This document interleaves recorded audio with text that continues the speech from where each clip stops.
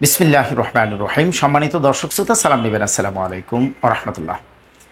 দেশ নতুন করে স্বাধীন হয়েছে, অপশাসনের মৃত্যু হয়েছে, স্বৈরাচার নিপাত হয়েছে, স্বৈরাচার দেশ থেকে পালিয়েছে।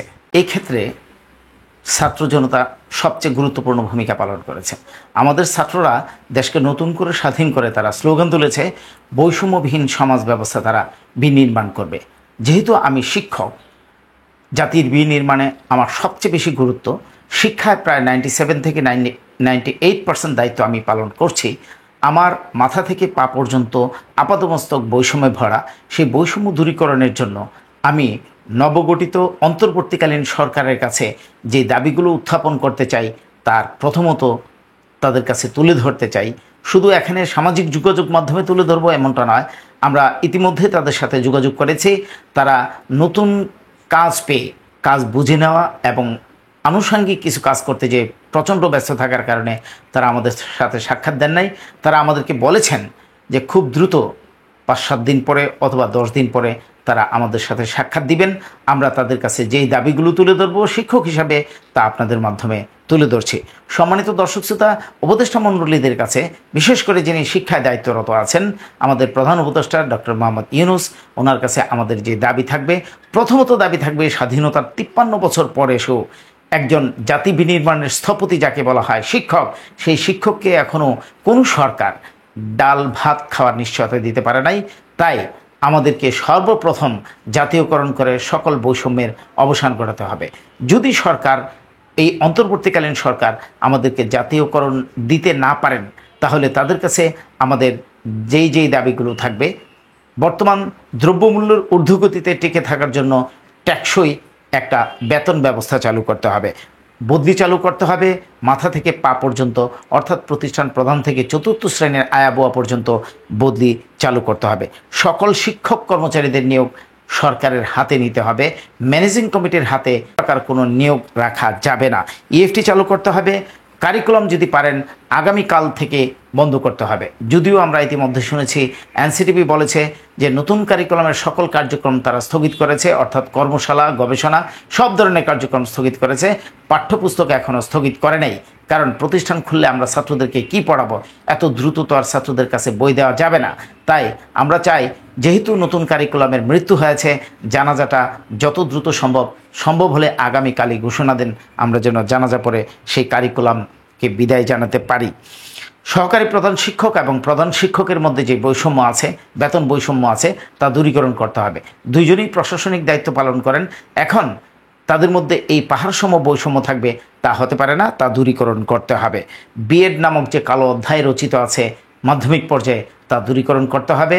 সাথে সাথে চাকরি প্রবেশ থেকেই 10ম গ্রেড দিতে হবে। তাছাড়া আমি চাকরিতে যেদিন যোগদান করেছি সেদিন থেকে আমার অভিজ্ঞতা কাউন্ট করতে হবে। যেই ধরনের কালো আইন আছে যে এমপিইউ থেকে তার অভিজ্ঞতা নির্ধারণ করতে হবে। একজন শিক্ষক দেখা যায় যে সে এমপিইউর জন্য যে টাকা দিতে হয় প্রত্যেকটা দপ্তরে দিতে পারে নাই বলে, বা ম্যানেজিং কমিটির রেজলিউশন না হওয়ার কারণে, বা বিভিন্ন কারণে সে চাকরিতে নিয়োগ পাওয়ার 2 বছর, 2.5 বছর, 3 বছর পর সে এমপিইউ পেয়েছে।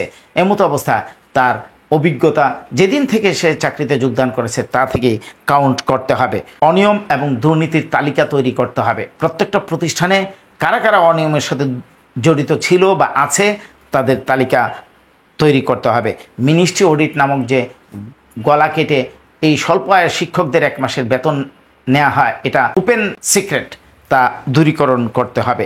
শিক্ষক শূন্যতা দূরীকরণ করতে হবে, কারণ মাধ্যমিক এবং উচ্চশিক্ষায় দেখা গেছে যে এখন পর্যন্ত প্রায় 1 লক্ষের মতন শিক্ষক পদ খালি আছে, তা দ্রুত নিয়োগ দিতে হবে।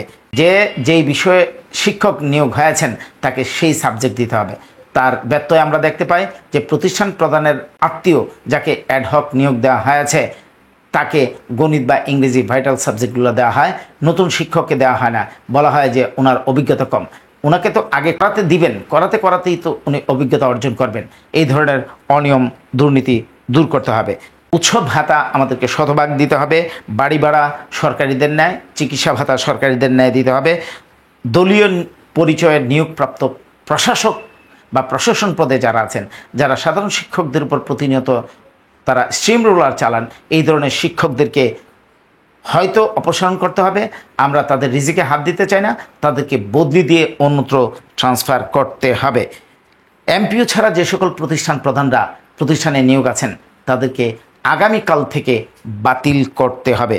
প্রতিটা প্রতিষ্ঠানে অভিযোগ বাক্স চালু করতে হবে এবং তাতে সিলগালা থাকবে। প্রতি 1 মাস অন্তর অন্তর সরকারি দপ্তর থেকে সেই অভিযোগ বাক্স খুলে কার বিরুদ্ধে কী অভিযোগ এসেছে তদন্ত করে তার ব্যবস্থা গ্রহণ করতে হবে। বিভাগ বহাল থাকতে হবে মাধ্যমিক পর্যায়ে, যেমন সায়েন্স, আর্টস, কমার্স। আমি কমার্সের শিক্ষক, অনার্স মাস্টার্স করে চাকরিতে যোগদান করেছি। এখন আমার যদি কমার্স উঠিয়ে দেওয়া হয় তাহলে আমি কোন সাবজেক্টের শিক্ষক হলাম বা আমি কোন বিষয়টা নিব, আমার গুরুত্ব কোথায় থাকলো বা ছাত্রদের স্বাধীনতা কোথায় থাকলো, সেই স্বাধীনতার উপর খর্ব করা যাবে না। বরখাস্তকৃত শিক্ষকদের ক্ষতিপূরণ দিতে হবে। ইতিমধ্যে আমরা দেখেছি সরকারের পক্ষ থেকে 180 দিনের একটা সময় নির্ধারণ করা হয়েছে। এর মধ্যে শিক্ষকদেরকে চাকরিতে বহাল করতে হবে। শুধু বহাল নয়, যাদের কারণে চাকরি থেকে বরখাস্ত হয়েছেন তাদেরকে সেই ক্ষতিপূরণ দিতে হবে। শিক্ষকদেরকে স্বতন্ত্র স্কেল দিতে হবে, কারণ জাতি বিনির্মাণে, দেশ বিনির্মাণে, পরবর্তী প্রজন্ম বিনির্মাণে তারা তাদের জীবন যৌবন উজাড় করে। তাই তাদেরকে স্বতন্ত্র স্কেল দিতে হবে যেন তারা আরও বেশি উদ্যমী হয়ে জাতি বিনির্মাণে তারা আত্মনিয়োগ করেন। চাকরিতে প্রবেশ থেকে সকল ধরনের বৈষম্য দূরীকরণ করতে হবে। নতুন শিক্ষকদেরকে অবহেলার দৃষ্টিতে দেখা হয়। পেশি শক্তিওয়ালা এলাকাভিত্তিক শিক্ষক বা প্রশাসনে যারা আছেন তারা আচরণ করেন, তা দূরীকরণ করতে হবে।